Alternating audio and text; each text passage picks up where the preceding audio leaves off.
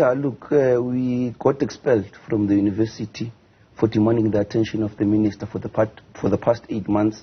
Look, students took it to the streets demanding the attention of the minister to suspend the contracts that were awarded to these fly-by-night companies that were given a responsibility to disperse allowances to the poor and the vulnerable students. So yeah, we calling upon the resignation of the minister did not come yesterday when OUTAC decided to release that report.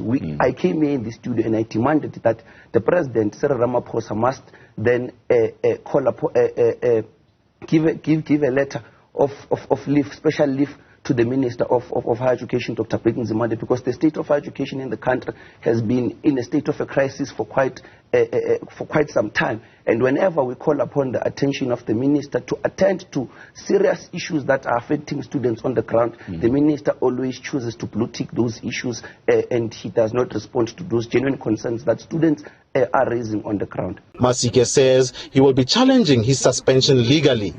We want exemption from the process. Now I sleep peacefully at night. I've not committed any crime. I don't have any criminal record in the university.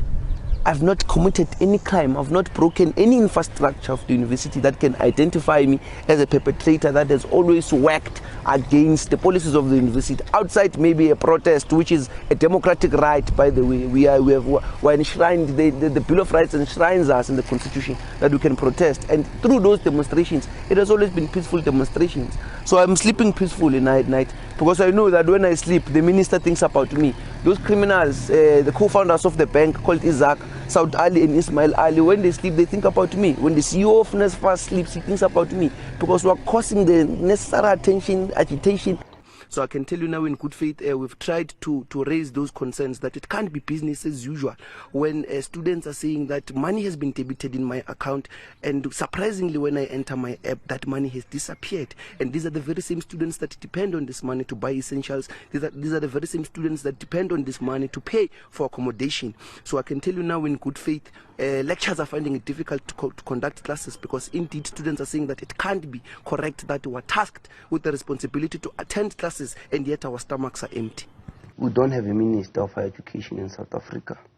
As we speak, the Minister of Higher Education does not exist because the Minister of Higher Education is implicated in corruption, in the maladministration that is perpetuating at NSFAS and the corruption that is happening there.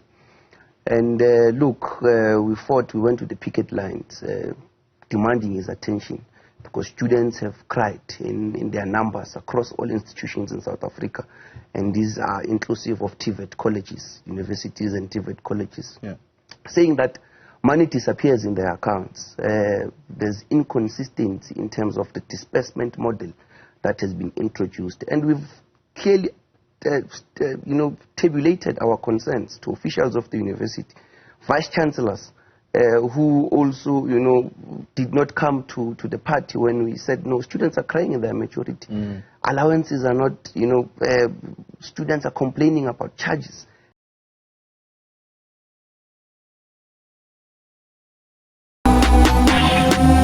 I can't imagine my price today. Niggas been thinking for eyes today. Never been thinking about price today. Let me season me. I cannot think about scrutiny. I make my film and my business. I'm a brand of my business. Let me season me. I cannot think about scrutiny. I make my film and my business. I'm a brand of my business. I don't smoke. What it is, it's live since my name is Lee. So it's been close to a year since the massacre of Ezaga has taken place in South Africa. So today, I'm joined by Keamogetswe Masike, who has been, as the activist will tell you, in the forefront of this massacre of Ezaga. So today, as I'm joined by Keamogetswe Masike, you will elaborate more on the struggles that the financial students that were facing, more especially those ones of NSFAS, that one who were beneficiary to that act. Keamogetswe, thank you so much for joining us today. I welcome you. No, thank you so much, my brother, and thank you for having us. No, just to jump in and just to start off the conversation, I just really want to know, how are you doing today before I fly off? No, I'm strong like a lion in the jungle. We are surviving the circumstances. We are taking all forms of adversity head on. So I'm well, I'm happy, I'm healthy, and yeah. The struggle continues. So speaking about the struggle continuing, there was an NSFAS massacre and you've been at the forefront, you've been at the local heads of this thing that has transpired, more especially in South Africa, of students losing their accommodation and the crisis of student debt that were occurring around the country. Students were not able to get their funds. I just really want to know, as the president, former president of TUT Pretoria campus, what have you been doing on the street to those people online who didn't know that you were also expelled because of that thing, fighting for the students? What did it transpire? What was the struggle about?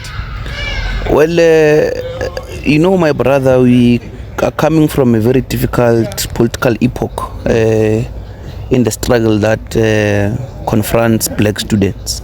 So what happened was that there was a pronouncement that was made by the Department of Higher Education which sought to sabotage the academic project at the time, where there was a pronouncement of a direct payment system which sought to give authority to private companies to disperse student allowances. So of course we made our analysis and we saw that the companies that were appointed by the outgoing minister were fallacious companies. Companies that were taken from the streets with no credible reputation in the sector and no experience, and surprisingly these companies were given that huge responsibility. And of course, taking into account the number of students enrolled at our university at the time, which was the Tshwane University of Technology, we saw that this pronouncement is going to give us issues. And there were developments at play. NSFAS came and the university officials, task teams were sent to the university just to give us a preamble on what the direct payment system was. And there were difficult questions that we posed to those officials. That, for instance, if it would happen that a student will not get an allowance, who is to be held accountable? Because we don't have NSFAS officials on standby in our campuses to assist our students. And because we were dealing with an arrogant university which was hostile to student leadership and activism, they said that they don't have authority to override the decision that was taken by the minister. I think we also made a plea to the Vice Chancellor that we've exhausted all internal discussions with relevant executives, officials who we thought that can assist us in having a constructive dialogue about the issue at the time. And can they try to facilitate a meeting with the Minister of Higher Education so that we're able to have face-to-face discussion with him to elaborate on the matter and answer the political question at the time. Before we get to the minister, I just want us to look at the source of how this thing transpired. You are the president of Pretoria campus, and it happens that you are also deployed by SASCO. One of the SASCO activists as well went live on SABC and said, by the name of Vezintantla Smelana, said, we were misled. We were misled by these so-called people who were able to come to us and approach us and saying that these things are going to be progressive to the students. Actually, we must accept this. So he said we are misinformed about this particular thing. So are you also part of that? Were you also misinformed? We forgive the president of SASCO. He's a human being. We forgive him because at the time, personally at a branch level, we felt that we never got necessary support from the National Executive Committee of SASCO at the time when we appealed to them that we are confronted with a pandemic.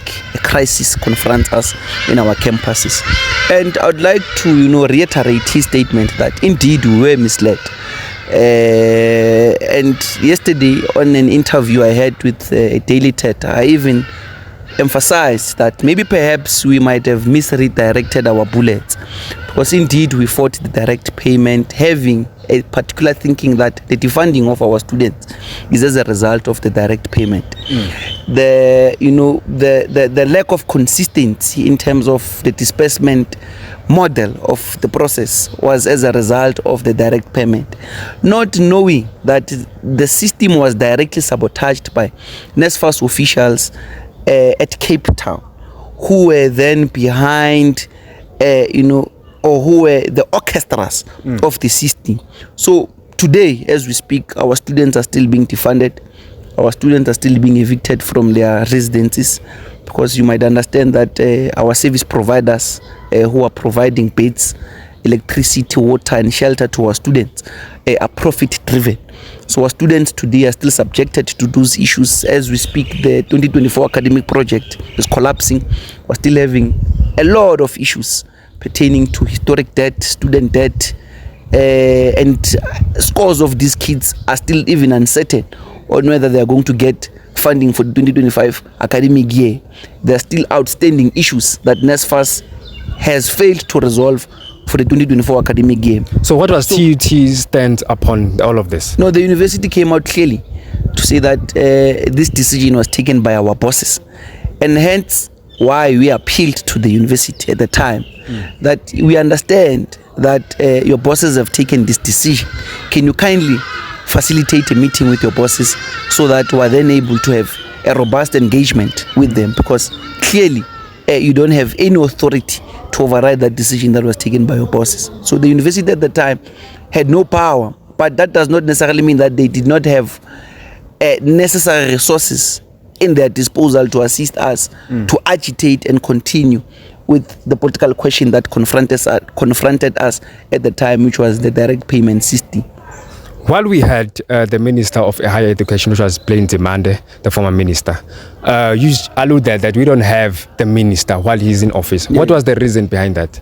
No, I still maintain that the ministry does not have a minister, because till today we have a new minister called Nobuhle Nkambane. We still don't have a clear, articulate, comprehensive plan from her that seeks to address outstanding issues and give us a way forward on how is she going to resolve the issues that confront the higher education sector in this country. For the longest of time, the sector has been collapsing. It's been in a state of a crisis, for quite some time.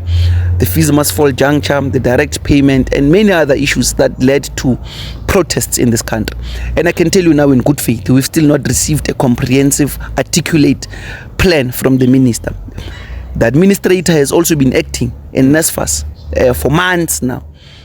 We've still not received feedback on a number of issues, in particular the recommendations that were sent to NSFAS on how best can they remedy some of the issues that are confronting black students. So I can tell you now, the ministry is still ministerless till today, because our students are still confronted with a number of issues. The defunding of our students is still a pandemic. Our students are still subjected to atrocious states in their respective spaces of teaching and learning, in particular accredited spaces, residences. Our students are still subjected to buying electricity. Our students are still subjected to cold water. Our students are still paying for buses. Our students are still subjected to pay for academic records. Our students are still subjected to pay for stupid things like a student card. So our universities are centers of commodity. And this is not the free education that we fought for. When we fought for free education, we said that it must be free education for all. Black students, those in particular that are previously disadvantaged, those that are emanating from child-headed home families, are not supposed to pay any fee to access education, because education remains a democratic right. The Bill of Rights, as enshrined in the Bill of Rights, by the way. So we are still maintaining those particular views, that there's still corruption in our universities. Our universities are thriving under capture. There's still maladministration at NSFAS, and there's no political willingness from the executive to rigorously address some of the issues that are confronting black students. And unfortunately, our students are compelled to pay lump sums of money when they graduate They are supposed to pay universities a lot of money to get their certificates. There's unemployment in the country that is rising at a rapid speed. Our graduates are unemployed. There are no jobs in the country. And universities are still imposing that a black child must pay in order for him or her to get access to education. And I think, my brother, this is what keeps us intact in the revolution, because these are serious social issues that confront our society and the country in particular. And there's no political willingness from those in power to rigorously address some of the challenges that are confronting black students in institutions of higher learning in this country. I'd like us to revert back. You said that you asked for a meeting with the Minister of Higher Education at that time, which was Blade Nzimande. So then you prolonged to say that you also requested or wrote an email to the president so that we can be able to embark on this thing, so that we can be able to find a proper solution. What was the request or the email all about? What did it contain? We wrote to the Vice Chancellor requesting that he assist us in facilitating a meeting with the minister. Of course, that was our political posture of respecting authority at the time, that the VC is our VC, is our principal, and at that level, he is the one that can then be able to assist us in facilitating that kind of a process, right? That never happened. Students at the time, remember, they are not getting allowances. Students are angry. Students are hungry. Their meal allowances are not entering their financial accounts. Others are receiving their money, but when they enter these dodgy apps, money is not there. And you have proper evidence for that? We have evidence. Remember, we even went to the police station, the Pretoria Central Police Station, where we officially went to open a case against NSFAS to say, but this is corruption, this is maladministration, and it can never happen that fly-by-night companies that don't even have a reputation in the financial sector are just given such a big responsibility to disperse allowances of black students. So we went to the police station, my brother, to open a case of corruption. We went to the Department of Higher Education demanding that the minister must avail himself to rigorously speak to students, because students are giving us pressure. Remember, at the time, I'm a president leading a constituency of over 35,000 students who are black, previously disadvantaged, poor, coming from villages, rural areas, and communities of this country, subject to poverty and hunger and unemployment, children of domestic workers. They are hungry. They are saying, President, but we've elected you, given you a mandate to go and represent us. How do you then best resolve this thing? And what was the reason behind these fintech companies being here on universities? The direct payment. Because some say it was used for the campaigns during elections. No. Remember, whenever we are leading a political discourse or we're having a political dialogue that seeks to, resolve on a consensus, right? Where we disagree to disagree, where we agree to disagree, we must always base our arguments based on facts and not on political campaigneering or illusions that are there, because you know that there'll be political organizations that will always want to use some of the shortcomings as political campaigneering strategies to say, hey, they use that money for campaigns and all of that. We don't enter there. It's none of our business. We don't care in actual fact. But what we know is that these companies, when these officials tried to give a justification, they said that they want to eradicate the corruption that plagues our universities, because we know that these universities, some of them have colluded with service providers in redirecting some of the NSFAS funds to their personal pockets and all of that. And there's been corruption. We've seen in other universities where there was also a student that got 14 million and all of that. But of course, we'll not blame a student at the time. We'll blame the incompetence and the maladministration there. So NSFAS wanted to curb that, of which, seated where we had agreed that indeed, if universities are colliding with service providers in corruption, then taps must be closed. But what then becomes an alternative that will not cause instability within our institutions? What then becomes a remedy to this issue? Will our students be affected? If not, what then becomes a way forward? And then we called them in a boardroom to say that, no, let us discuss all these possibilities, odds and all of that, and then let us see how we remedy these things. We are not arrogant in approach, because as a student leader, a student leader that is arrogant is not a leader that can be entrusted to lead a society. The president of the EFF, Julius Silo Malema, once said that the NSFAS also must be removed, so that the monies that are being dispersed to the students must be given straight to the universities. Then the university takes the responsibility in giving the students their allowances. So is it possible? I don't necessarily think it is possible. Perhaps we can agree that when some of these universities are given that responsibility, the process is smooth, because student allowances are dispersed on time. Of course, there will be glitches and delays there and there, but students are able to receive their allowances. But the bigger question is, are these universities innocent? Are these universities not complicit or conflicted rather in corruption, in particular with colliding with these service providers that they've self-appointed to disperse these allowances?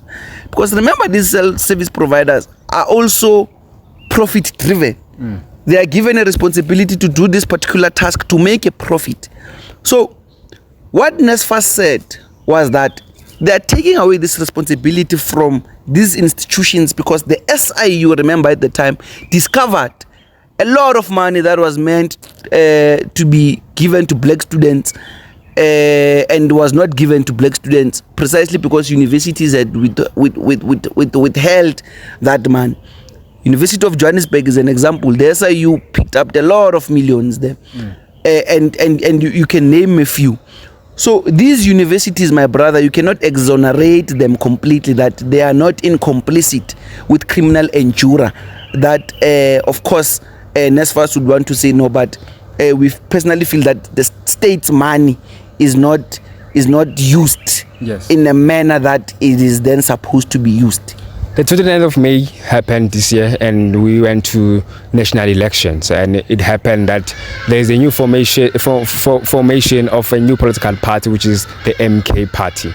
So now it transpired also that it was also the one that surpassed the EFF, and the DA becoming number 2 and the ANC becoming number 1, which it led to coalition government. Then later on it was government of national unity. I just really want to know, do you think maybe by the government of national unity the issues of students will be clarified? Personally, we were the first people that went on our public social platforms to oppose the GNU, because these are not the teachings that the liberation movement taught us at the young age. We grew up in a society where we were told that the DA is a child of the National Party. We were told that the DA is a neoliberal organization that pushes white agenda, white supremacy, and is in charge of the political discourse that seeks to speak to white monopoly capital. So we went publicly, because if you check the policies, for example, of the Democratic Alliance, they are opposed to that of the liberation movement. The DA says that it opposes free education. The liberation movement says that free education for all. Yes. The DA says that no to minimum wage. The liberation movement says that minimum wage. Right? Yeah. And when we made this contrast, we were told that we are anarchists. In actual fact, we must desist and cease fire from the comments that we are making publicly. So I personally do not think that this GNU or this coalition between the ANC and the DA is going to serve the best interests or the interests of black students, precisely because of the contradiction between the policies of the two organizations. Yes, of course, they can want to speak English and lie to the public that they control 70% of the executive and try to create and speak lies in justifying nonsense in actual fact. But I really do not think that this GNU is an answer to questions that confront a black person in this country. So do you think maybe corruption can also be eradicated through this GNU? I don't think so. I don't personally think that this GNU also corruption sits at the top of its priority agenda, because as we speak, our communities are still plagued with a lot of violence. We just saw a massacre now in the Eastern Cape where 18 black people were killed. Gender-based violence is still at the peak. On a daily basis, there are cases that are increasing. We just saw now the looting at Soweto, where spaza shops were looted based on grounds that were brought to our attention. But I really don't think that the white agenda seeks to speak to assisting a black person at that level. You seem to be at the forefront and confident when you're speaking about free education. What does free education looks like to you? Free education means that there's access there's access to education for everyone, for the poor, for the marginalized, a child of a domestic worker, a child of a farmer, a child of a mine worker, a child of a cleaner, a child of a garden boy. That's free education. Because as we speak, the education that sits before us does not speak to the interests of a child of a security guard that is not even insourced internally, that does not have a medical aid, that does not have benefits. So free education to us means that gates of learning must be open to everyone, in particular those that are emanating from the impoverished, poor of the poor, of the poorest backgrounds. So in regards to the ANC taking power in 1994, it's been over 30 years now in being the number one political party that was able, and also it's called a liberation movement. It has been at the forefront saying that the NSFAS must be free for all. Now it's a basari. Do you think maybe free education is slowly, gradually going there, whereby we can also attain those things through the ANC? Look, the issue of NSFAS, we are jealous of NSFAS, by the way. And many people might think that our stance on NSFAS is just a stance of popularity and all of that. We are jealous of taxpayers' money because our parents who are unemployed are paying tax that takes a black child to school. So we are always in the forefront of challenging these neoliberal policies that seek to, redress the gains of student activists that came before us, who then said free education in our lifetime. So there was this missing middle financial pocket that was created by NSFAS to justify nonsense as well. I think we were the first as well to see that, but missing middle, who is missing? Because in a country like South Africa, you only have the rich and the poor. And the rich are getting privileges in these universities. White people are shareholders, white people are stakeholders, white people are at the center of the economy that drives these institutions. White people are providing buses, are providing transportation, are providing tissue paper, are providing all kinds of services to these institutions. And we said that we exist in a system that is like that. And you can't then say that a black person is missing where? And thus are saying that you can't then try to reshape NSFAS policy that then says that education must be inclusive for all, and then you try to create these red tapes that seek to create a barrier. They call them austerity measures. When Blade Nzimande went to, I just forgot this conference that he attended, there was a resolution that was taken in that conference where austerity measures had to be posed, meaning that budget cuts in state spending, health, education, and all in all government departments, and thus it informing the policy on the missing middle agenda. So I can tell you, my brother, NSFAS is supposed to be free for everyone, and there must not be any kind of a red tape that will seek to prohibit a black child from entering gates of learning. Last week I engaged with Umkhonto Wesizwe president in Soshanguve campus, where he alluded that they are writing a proposal in the management in regards to Umkhonto Wesizwe Trust Fund, whereby they will be able to assist the students during registration and during the times of the funding. So I really want to know, maybe do you think maybe NSFAS in regards to its downfall can able to develop a systematic way or analysis in assisting those students who are defunded? Look, NSFAS, the NSFAS agenda, but unfortunately it's not going to happen in our lifetime, because we are very jealous of the scheme, just like how I've emphasized now. So you don't want it to be there? To what? To exist. NSFAS? Yeah. No, NSFAS must exist. It must serve its purpose and responsibility by making sure that a black child gets access to higher education. And me saying this is precisely informed by the fact that if you go to the University of Johannesburg, the SRC there has created a trust fund where on a yearly basis they engage the executive of the university to assist them with resources, so that come the academic year, the beginning of the academic year, those that are historically indebted, those that are don't have money for registration and all those kind of things, are then be able to be assisted in that financial pocket. And this in Tshwane University of Technology, we have Multiple Foundation. Do you think it's assisting? It's not enough, but it's playing a role. It's playing a role, but it's not enough. So you want more service providers? We are engaging the private sector in particular.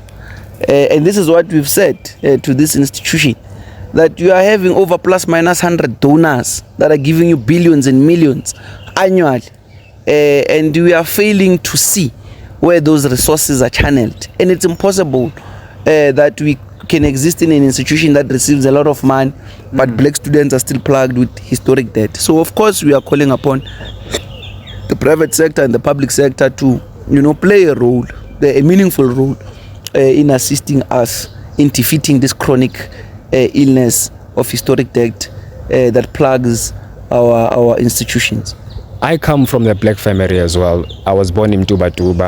I really want to know, because my parents also sent me in this institution to come and pursue dreams and goals that I can be able to be independent as well. So you're also coming from the black family, whereby you are also sent in this university to pursue your dreams and goals. Then now you find yourself diverting from what you were sent here to do. You have been in the forefront fighting for students and fighting for the voiceless. Now you find yourself being expelled in the university. What then? I've never deviated from what my parents sent me to do here. In actual fact, I'm doing my master's as we speak. I have 3 qualifications under my name. And my parents are very proud of me when they see me fighting for a black child on national television. They actually, clap hands for me. They are happy. So I will not necessarily think that, I've deterred from the responsibility, that I had to come and fulfill in this particular institution, because I come from a very poor family. My mother is a domestic worker, and she gets to get piece jobs to assist me to survive and get a better education. And I think what made me fall in love with social issues that confront black people is where I come from. My mother raised me with love. My grandmother raised me with love, and she always taught me that you must put other people first before you. So I used to learn those teachings at home. When umkhulu wase next door comes, ugogo wangaphandle azofuna ushukela endlini, we are the first people to even volunteer that, hey man, don't take 1 plastic of sugar, at least take 2 and 3 so that you can. So those principles of Ubuntu, Tina, some of us, we've learned them from where we come from, and that is why we fell in love with the revolution when we got to institutions of higher learning, seeing that black students are marginalized and they're oppressed, by those that are in charge of the political power, and unfortunately they don't have, channels that, can assist them to voice their concerns. And of course, I'm coming from COSAS, and I've then graduated from COSAS to SASCO in the institution, so that becomes, an easy path for me to, continue with the struggle that seeks to speak to black people. So during my first year, I was already leading a protest in this university as a first year. Second year, I got deployed to be in the SRC. Third year, I was the president of the institution.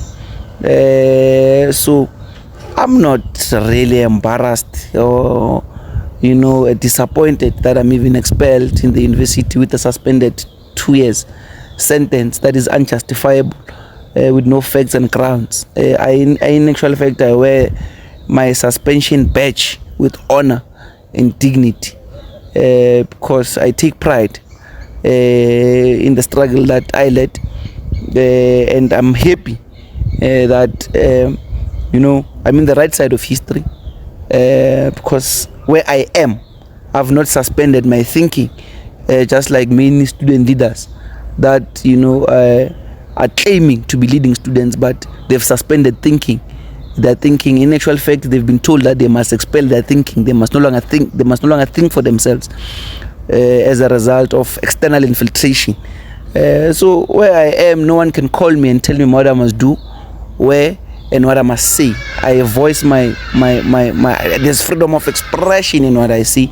I'm not filtered in anything, and I'm not guided by anything. I'm only guided by revolutionary theory.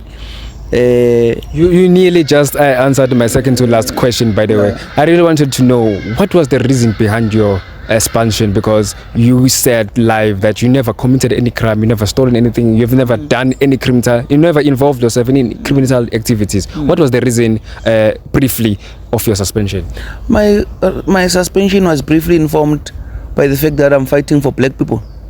I was fighting for black students. So according to the process of the university, you're not supposed to do that as a president? According to them, yes, I was not supposed to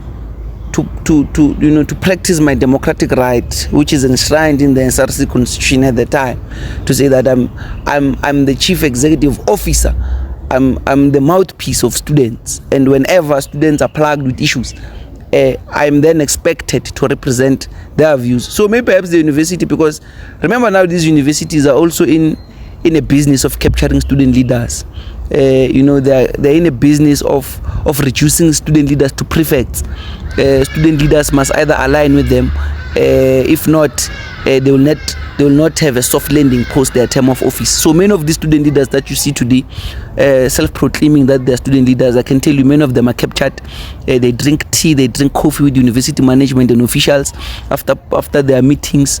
They are happy that they are affirmed by the oppressor, and they get to be posted by those that are in actual fact contributing to the regressing of these institutions. By the way, these universities are no longer progressing. In actual fact, they are regressing, and our students are led by those type of people, people that are happy that they have taps in beer halls and restaurants, and that they get to drink free alcohol.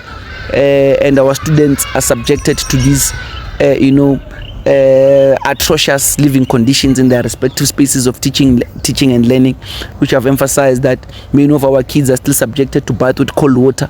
Many of our students still don't have, proper doors in their respective residences. Yes, they are expected to pay NSFAS rent a month to these service providers that are profit driven as well.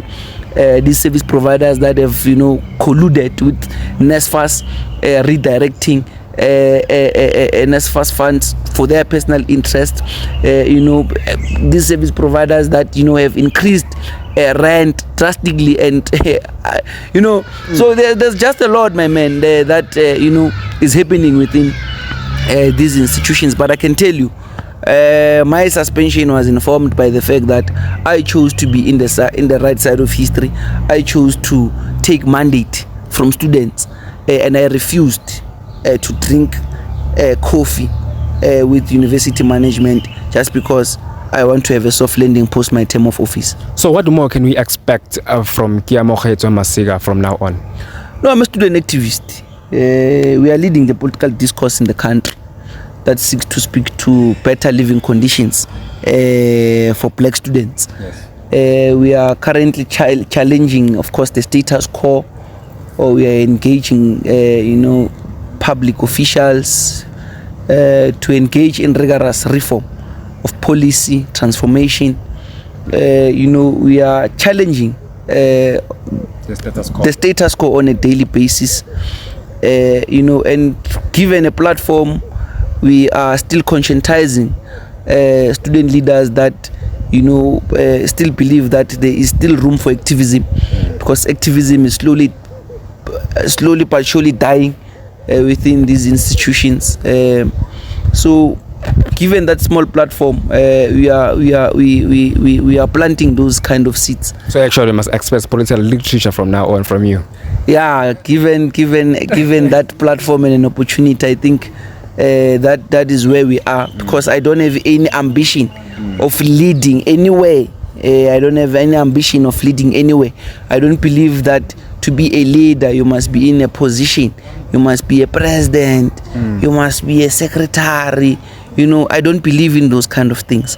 But I believe that a leader is someone that tells no lies. It's someone that claims no easy victory. Yeah.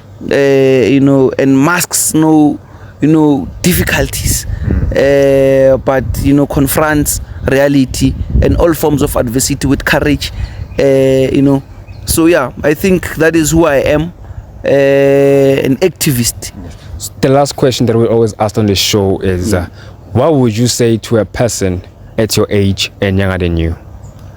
Come again, my brother. What would you say to a person at your age and younger than you? What will I say? Look, I'm a young person who has an appointment with the future, and I always tell my brothers and sisters in the villages that it becomes disheartening to see the state of our communities, because it is a reality, my brother, that our brothers and sisters in our communities have been swallowed by drugs and alcohol, and many have given up. There are some that we went to school with, today they call us uncles. Imagine a peer, my peer is calling me uncle.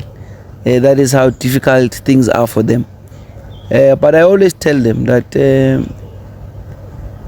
through the circumstances, difficult as they may be, we ought to soldier on. Yes. So this is my message to everyone, in actual fact, that adversity is there, challenges in life are there, and then it becomes our responsibility to wear our boots and challenge them head on. Oh, thank you so much, Keamogetswe. Rest from Keamogetswe. My name is Lee. What it is in OSB live season. I hope to find you on the next one. Today, I can't imagine my price today. thinking for ice today. Never been thinking about price today. Let me season me. I cannot think about scrutiny. I make my flame of my business. I'm a brand of my business. Let me season me. I cannot think about scrutiny. I make my flame of my business. I'm a brand of my business. I don't smoke.